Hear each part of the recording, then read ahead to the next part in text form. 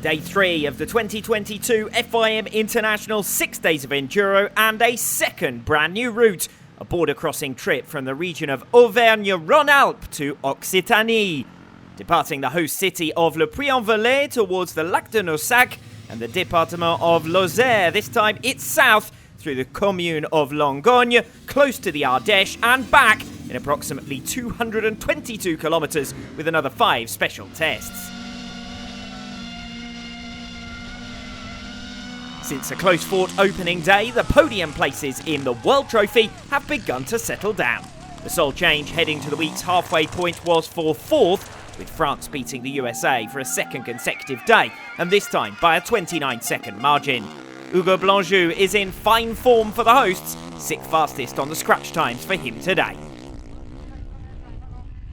After losing their 23-second lead to Italy on day 2, Spain conceded another 32 seconds on day 3 with thirds.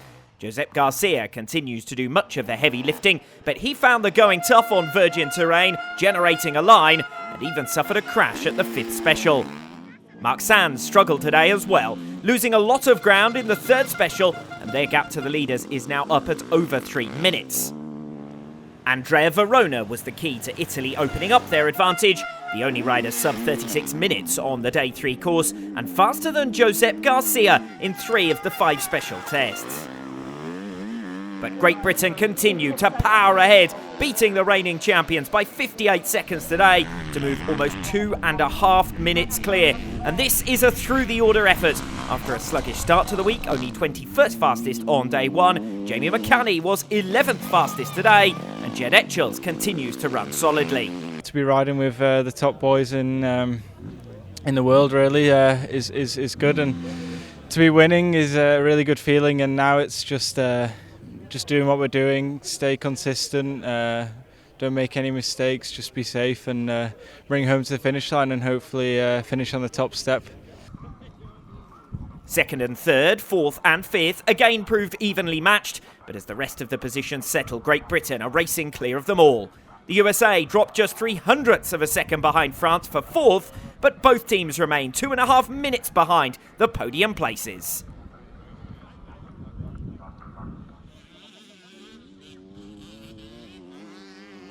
Less than a minute separated the top 3 teams on day 3 in the Junior Trophy. 3rd fastest yesterday to climb from 7th to 4th, Australia have now moved into a provisional podium place, almost 1.5 minutes faster than Great Britain today, and now 45 seconds clear of them overall. Ronnie Kaitanen continues to fly the flag for Finland, 4th fastest junior today, and top of those with all of their teammates still in tow. Finland have been 2nd fastest every day this week, but they were only 10 seconds from Italy yesterday, and 26 seconds was the gap today. That works quite nicely though for the current leaders, who took day 1 by over 1.5 minutes and have been cautiously extending it since. A tough start to the day for Enrico Rinaldi, particularly the 2nd special. He gathered it up well from there. Australia are the main movers in the Junior Trophy then, and at the week's halfway mark they've moved into a quite comfortable 3rd place. Italy are now 2 minutes clear, which should be manageable from here, although Finland have stuck with them well since losing ground on the opener.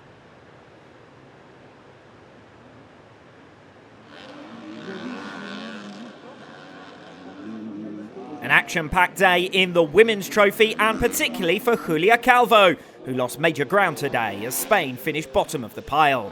When I went out in the 1st special, I noticed straight away that I was struggling to change gears. The clutch wasn't working.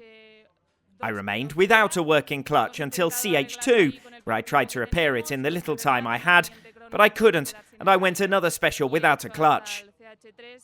Finally, in CH3, we managed to repair it, but I'd already lost too much ground, and I was caught by the club riders. A lot of dust, sand, everything. So in the end, I've lost almost 40 minutes. With Spain conceding an hour today all told, the Swedish trio have taken advantage. Hanna Bechelia started the week somewhat under the weather, struggling with fatigue on day 1, but she's bounced back well and topped the Swedes' timesheets today as they moved above the unfortunate Spain into 5th. France also enjoyed a better day, beating Australia for third and wiping out their gains from yesterday before extending their lead up to over a minute for the first time this week in the battle for the podium places. But there's no catching the USA. 4 minutes faster than Great Britain today, 20 minutes now separating the three teams in the podium places, and barring incident, the remaining battle is for third. First off, I'm having much more fun in France than I did in Italy, so less dust. I like the moisture in the ground. The transfers have been absolutely beautiful. Couldn't ask for a better race week, honestly. And then, of course, having the lead we do, which, I mean, I know you're talking to me, but largely it's my teammates. They're the ones carrying the team. But I'm doing all right. I'm pretty happy with my performance and just want to keep the momentum going. Sweden are fifth fastest for the second day in a row and leapfrog Spain, who hit problems. 2 difficult days for Samantha Baumann means that Germany are the only team now behind Spain in 8th. Australia fall back from France, but third place is the big one, still to be settled in the Women's World Trophy. The course should be rougher and therefore tougher when the riders are back at it for the penultimate day of full competition tomorrow.